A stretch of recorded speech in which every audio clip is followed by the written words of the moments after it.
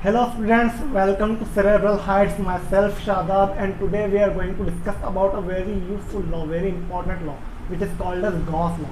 तो अगर इससे पहले आपने हमारे जो प्रीवियस लेक्चर्स है वो नहीं देखे हो तो प्लीज़ आप उनको देख लें, हम उनका लिंक डिस्क्रिप्शन में डाल रहे हैं। चलिए स्टार्ट करते हैं। ठीक है, इलेक्ट्रोस्टैटिक का लेक्चर नंबर 9। सबसे पहले आप हेडिंग लगा लीजिए गॉस लॉ। देखो गॉस लॉ क्या होता है, गॉस लॉ क्या होता है, बहुत इंपॉर्टेंट लॉ है। ठीक है, समझिए गॉस लॉ जो है वो एक क्लोज्ड सरफेस के लिए वैलिड है। क्लोज्ड सरफेस क्या होती है आपकी, सिलेंडर हुआ, स्फीयर हुआ, ट्यूब हुआ, या कोई भी ऐसा सरफेस जो कि चारों तरफ से पैक हो। ठीक है, जो कि चारों तरफ से पैक हो, उसके लिए गॉस लॉ की वैलिडिटी है। ठीक है, मैं ऐसा नहीं कह रहा हूँ कि सिर्फ उसी के लिए, आप उसको किसी दूसरी ओपन सरफेस के लिए भी अप्लाई कर सकते हैं, लेकिन उसके लिए पहले आपको क्या गॉस लॉ बनाना पड़ेगा। गॉस लॉ के लिए गॉसियन सरफेस बनाना पड़ेगी।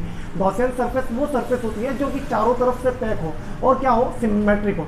खैर हम उसका डिस्कशन आगे करेंगे कि किस तरह से होती है गॉसियन सरफेस। चलिए हम लिखते हैं गॉस लॉ क्या होता है। तो पहले आप इसके स्टेटमेंट को याद कर लें। देखो स्टेटमेंट क्या है गॉस लॉ का, कि किसी भी क्लोज्ड सरफेस से होकर गुजरने वाला जो इंटायर इलेक्ट्रिक फ्लक्स है, किसी भी क्लोज्ड सरफेस से होकर गुजरने वाला इंटायर इलेक्ट्रिक फ्लक्स है जो कि सरफेस से कैसे पास होता हो, नॉर्मली पास होता हो, वो जो है हमेशा उसके अंदर प्रेजेंट चार्ज के 1/ε0 टाइम्स होता है। ठीक है, मैं यहां पर लिख देता हूं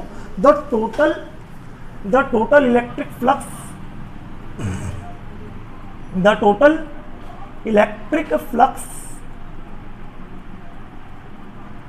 passing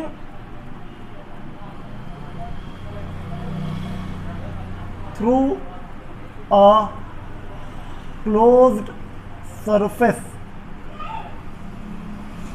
is always equal to 1/ε0 times the charge inside it. The total electric flux passing normally through a surface or passing through a closed surface is always equal to 1/ε0 times the charge inside it. मतलब अगर surface के अंदर कोई charge नहीं है, ठीक है, closed surface के अंदर कोई चार्ज नहीं है, तो उसका जो फ्लक्स होगा वो कितना हो जाएगा, 0 हो जाएगा। ठीक है, तो हम इस चीज़ को भी प्रूव करेंगे। पहले हम आपको बताते हैं गॉसियन सरफेस क्या होती है। ठीक है, तो चलिए गॉसियन सरफेस के बारे में बात करें, या usefulness of Gauss law. Usefulness of Gauss. तो पहली चीज, इसके अंदर 2-3 पॉइंट्स हम देखेंगे, वैसे 4-5 पॉइंट्स बन सकते हैं। Charge should be symmetrically distributed. Charge जो है वो सिमेट्रिकली डिस्ट्रीब्यूटेड हो। ठीक है, यानी कि सेंटर पर या इस तरह से हो कि इस चार्ज से बनने वाली जो इलेक्ट्रिक फील्ड है वो हर डायरेक्शन में सिमेट्रिक हो, बैलेंस हो जाए। ठीक है, ऐसा नहीं कि कहीं पर कम कहीं पर ज्यादा, इस तरह से हो। ठीक है, दूसरी चीज क्या है कि सरफेस जो है, surface must be closed surface. Surface में क्या होना चाहिए, क्लोज्ड सरफेस होना चाहिए। ठीक है, चारों तरफ से पैक होना चाहिए, और ये भी कैसे होना चाहिए। तीसरी चीज, charge distribution must be symmetric. Charge का जो डिस्ट्रीब्यूशन है वो भी सिमेट्रिक होना चाहिए। ठीक है, पूरी सरफेस के अंदर चार्ज का जो डिस्ट्रीब्यूशन है वो सिमेट्रिक होना चाहिए, तब जाके आप इस लॉ को लगा सकते हो। वैसे ये इसके लिए आप अगर किसी नॉन सिमेट्रिक या असिमेट्रिक सरफेस के लिए या असिमेट्रिक चार्ज के लिए भी आप लगाना चाहो तो बिल्कुल लगा सकते हो, लेकिन उसके अंदर थोड़ा हायर मैथमेटिक्स का यूज़ होता है, उससे भी सॉल्व हो जाता है। ठीक है, आपको इतने हायर मैथमेटिक्स की ज़रूरत नहीं पड़ेगी। आपको एग्जाम में क्या आता है कि गॉस लॉ का स्टेटमेंट आता है और इसका प्रूफ आता है। ठीक है, तो अगर आप इसको मैथमेटिकली लिखना चाहो तो कैसे लिखोगे, देखो मैथमेटिकली आप इसको लिख सकते हो। देखो phi E is equals to 1/ε0 times into q inside. तो ये है गॉस लॉ का मैथमेटिकल स्टेटमेंट, ठीक है। मतलब किसी क्लोज्ड सरफेस से होकर गुजरने वाला इंटायर फ्लक्स जो है वो उस सरफेस के अंदर प्रेजेंट चार्ज के 1/ε0 टाइम्स है। किसी बंद पृष्ठ से होकर गुजरने वाला संपूर्ण विद्युत फ्लक्स उस बंद पृष्ठ के अंदर निहित चार्ज के आवेश के 1/ε0 गुना होता है। हिंदी में ऐसे बोलते हैं आप, ठीक है। तो इस तरह से बोली जा सकती है डेफिनेशन। लिखना चाहो तो आप वैसे लिख भी सकते हो, ठीक है। तो हम बात करते हैं इसके प्रूफ की। प्रूफ देखो, सबसे आसान प्रूफ करने का तरीका क्या है कि आप एक स्फीयर लो। स्फीयर का मतलब होता है गोला, ठीक है। तो आपने लिया एक स्फीयर और स्फीयर के सेंटर पर आपने चार्ज रख दिया +q, ठीक है। स्फीयर के सेंटर पर आपने रख दिया चार्ज +q। अब इस चार्ज q की वजह से यहां पर इलेक्ट्रिक फील्ड बनेगी। इलेक्ट्रिक फील्ड बनेगी, इलेक्ट्रिक फील्ड लाइंस इससे पार होगी, तो इससे कुछ ना कुछ फ्लक्स निकलेगा। नंबर ऑफ इलेक्ट्रिक फ्लक्स क्या है? फ्लक्स क्या है? Number of electric field lines passing normally through a surface. मतलब इस सरफेस से परपेंडिकुलर डायरेक्शन में जितनी भी लाइंस निकले वो क्या होगा? उसका फ्लक्स होगा। तो देखो यहाँ पर अगर मैं इस +q चार्ज के लिए लाइंस बनाना चाहूँ तो देखो इस तरह से रेडियली आउटवर्ड लाइंस निकलेगी, ठीक है ना, इस तरह से। तो ये इसके अंदर से क्या हो रही है? लाइंस पास हो रही है, इलेक्ट्रिक फील्ड पास हो रही है। मतलब क्या इसके अंदर इस सरफेस का कुछ ना कुछ फ्लक्स है, ठीक है। इस सरफेस का कुछ ना कुछ फ्लक्स है। मैं मान लेता हूँ कि इस स्फीयर की रेडियस जो है वो कैपिटल R है, ठीक है, कैपिटल R है। और चार्ज कितना है? Q है। और सरफेस का एरिया कैपिटल A मान लेंगे, ठीक है। इस तरह से मैं इस सबको मिटा देता हूँ। अब फिर से समझो, मैंने माना कि यहां पर कहीं पर, ठीक है, इस सरफेस पर, ठीक है, सरफेस पर, इसकी सरफेस पर एक छोटा सा एरिया DA है, छोटा सा एरिया DA है, जिसके अंदर से जो इलेक्ट्रिक फील्ड पास हो रही है वो E है, क्योंकि देखो यूनिफॉर्म इलेक्ट्रिक फील्ड होगी, इधर भी E इधर भी E। देखो इलेक्ट्रिक फील्ड कैसे यूनिफॉर्म कैसे होगी? देखो सरफेस पर रेडियस कितनी है? R है। मतलब किसी भी पॉइंट पर आप रेडियस निकालो, चार्ज से R डिस्टेंस पर जो इलेक्ट्रिक फील्ड होगी वो कितनी होगी? KQ/R का स्क्वायर। मतलब अगर इलेक्ट्रिक फील्ड इतनी है KQ/R का स्क्वायर, तो यहाँ पर देखो तो K चार्ज कितना? Q/R का स्क्वायर। यहाँ पर देखो KQ/R का स्क्वायर, मतलब इलेक्ट्रिक फील्ड जो है वो कांस्टेंट है। तो इलेक्ट्रिक फील्ड देखो इस तरह से रेडियली आउटवर्ड। और देखो किसी भी क्लोज्ड सरफेस का या स्फेरिकल कर्व्ड सरफेस का जो नॉर्मल वेक्टर है, ठीक है, वो कहाँ से जाता है? उसके सेंटर से। तो देखो ये सेंटर यहाँ से, तो इसका एरिया वेक्टर भी यहाँ से कुछ इस तरफ जाएगा, इस तरफ। तो देखो electric field and area vector DA both have same direction, both have same direction. दोनों की दिशा सेम है, डायरेक्शन सेम है। मतलब दोनों का डायरेक्शन सेम है, तो उन दोनों के बीच का एंगल कितना होगा? 0। अच्छा, मैं बात करता हूं फ्लक्स की। Therefore flux passing through elemental area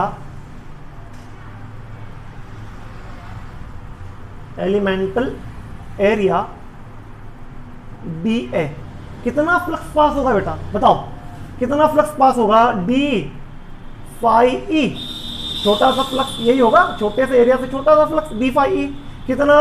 E dA cos theta. और देखो थीटा क्या?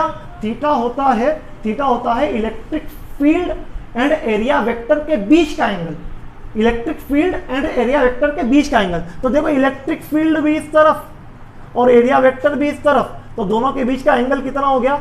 0। मैंने बता दिया था E and DA both have same direction, therefore the angle between them is 0। तो यहाँ पर थीटा की जगह पर मैं 0 रखूंगा, तो cos 0 की वैल्यू कितनी हो जाएगी भाई? cos 0 की वैल्यू हो जाएगी 1। cos 0 की वैल्यू 1 हो गई, और 1 का किसी भी चीज में मल्टीप्लाई करो तो वही चीज आ जाती है। तो d∅e कितना हो जाएगा भाई? d∅e हो जाएगा E इंटू DA। अब प्रोडक्ट हट गया, डॉट प्रोडक्ट हट गया, ठीक है। मतलब E डॉट DA लिखता, फिर cos थीटा लगाता, बात एक ही है, ठीक है। तो d∅e is equal to E dot DA। अच्छा, अब हम बात करते हैं इस इलेक्ट्रिक फील्ड की, ठीक है। मैं यहां पर इलेक्ट्रिक फील्ड लिखता हूं, ठीक है। Electric field electric field at the surface of sphere, at the surface of sphere कितनी है भाई? E इज इक्वल्स टू के क्यू बाय आर का स्क्वायर। चार्ज कितना क्यू, डिस्टेंस कितनी सरफेस तक की, आर डिस्टेंस, तो के क्यू बाय आर का स्क्वायर। फिर से बताता हूं, देखो ये इस फॉर्मूले से आया, इस फॉर्मूले से आया। देखो ये आपके पास एक पॉइंट चार्ज होता था, पॉइंट चार्ज होता था प्लस क्यू, इससे आर डिस्टेंस पर किसी पॉइंट पी पर इलेक्ट्रिक फील्ड की इंटेंसिटी कितनी होती थी, के क्यू बाय आर का स्क्वायर, ठीक है, या एक्स होता तो के क्यू बाय एक्स का स्क्वायर। तो ये है आपके पास इलेक्ट्रिक फील्ड का फॉर्मूला। तो सरफेस पर इलेक्ट्रिक फील्ड है के क्यू बाय आर का स्क्वायर, के क्यू बाय आर का स्क्वायर। अच्छा अगर मैं के की वैल्यू रख दूं, के की वैल्यू होती है 1/4 पाई एप्सिलॉन नॉट, और यहां पर क्या बचा, क्यू बाय आर का स्क्वायर। क्या मैं इस ई की वैल्यू को यहां पर पुट कर दूं? ठीक है, इसको इक्वेशन फर्स्ट दे दूं अगर मैं, या सेकंड दे दूं, इसको फर्स्ट दे दूं, ठीक है। तो यहां पर मैं लिखता हूं putting value of E from equation first into equation second. Equation first में से उठाकर सेकंड में वैल्यू रख दी, ठीक है। तो मैंने वैल्यू रख दी तो क्या आएगा भाई, देखो d phi E as it is, ठीक है। क्या होगा, ई की जगह पर रख दिया मैंने 1/4 pi epsilon naught Q divided by r का स्क्वायर, ठीक है। और यहां पर डी ए, लेकिन मुझे तो टोटल फ्लक्स निकालना है, मुझे निकालना है टोटल फ्लक्स। तो मैं क्या करूंगा इसका, मैं करूंगा इसका इंटीग्रेशन, मैं कर दूंगा इसका इंटीग्रेशन। तो इंटीग्रेशन करने पर मुझे टोटल फ्लक्स मिल जाएगा, ठीक है। आप इसका स्क्रीनशॉट ले लीजिए, आगे बढ़ते हैं, ठीक है। स्क्रीनशॉट लेने के बाद में देखो मैं इधर से मिटा रहा हूं, ठीक है, इस चीज को मैं मिटा देता हूं।